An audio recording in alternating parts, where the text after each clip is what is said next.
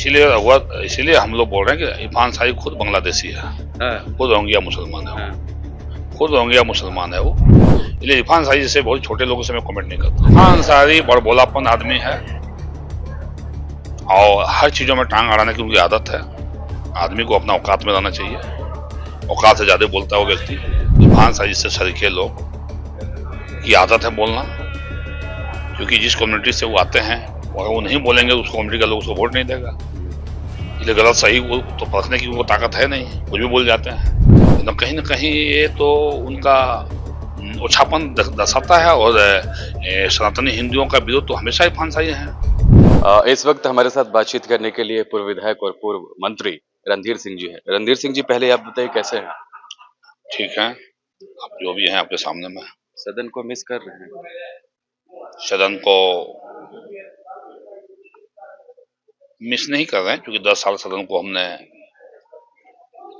रहा है और सदन में हमने लड़ाई लड़ी है।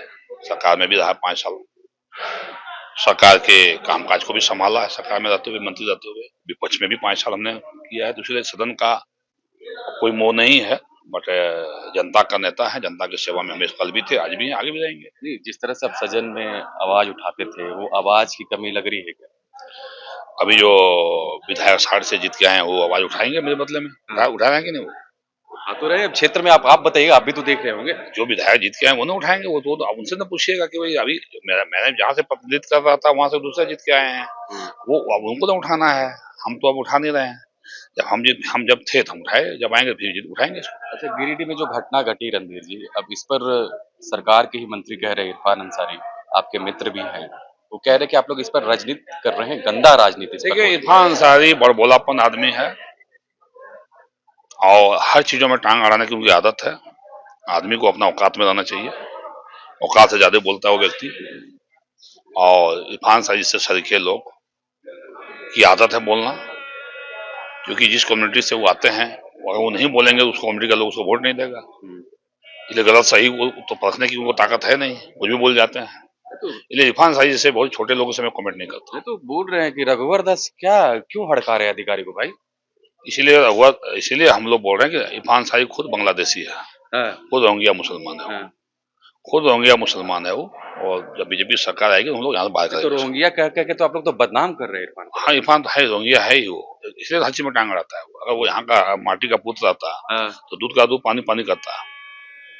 एक वोट लेने का टाइम इरफान साहिब सभी जाति का वोट लेता है, उसमें हिंदुओं का भी वोट लेता है। हाँ, आज 5 साल से हिंदू को ही वो विरोध में काम करता है।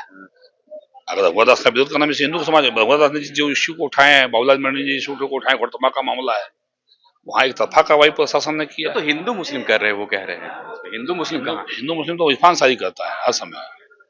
कुछ दिन पहले उन्होंने जो बयान दिया हाँ, योगी आदित्यनाथ जी के विरोध में, हाँ, हाँ, तो क्या कर रहे थे? वो तो हिंदू मुस्लिम ही कर रहे थे ना। योगी जी के विरोध में बयान देना, कुंभ का शिकायत किया, फिर बोला कुंभ में जाएंगे, फिर योगी जी को के विरोध में गलत गलत बयानबाजी की। क्या है?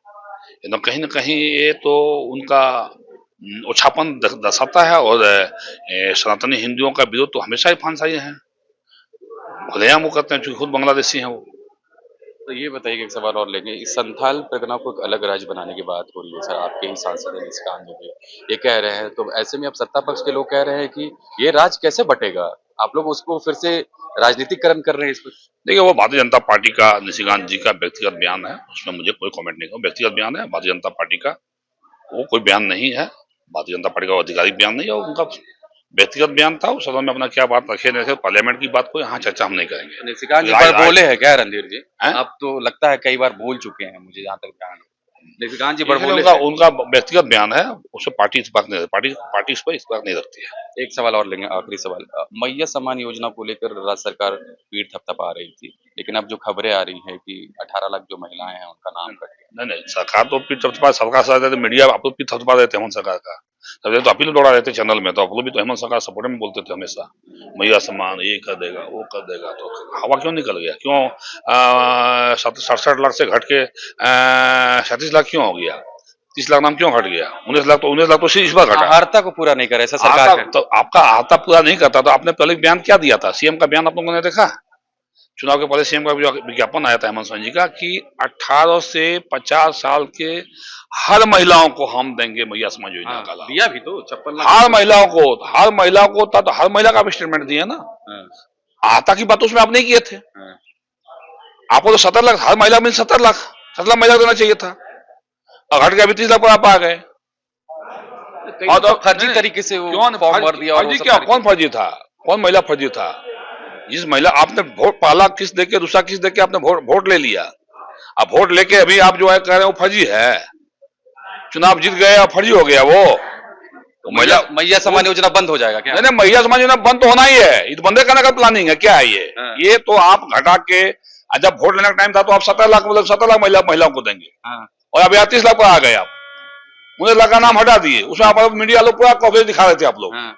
हेमंत है तो हिम्मत है, आप लोग को भी सरकार लाने में बड़ा योगदान है ना। तो सरकार बोल रही है 5 साल मैया सम्मान योजना चलेगा, हेमंत सोरेन चलेगा तो किस तरह चलेगा? नाम हटा के आप सबको दीजिए। जो सबको अभी आता की बात कहां से आ गई भाई?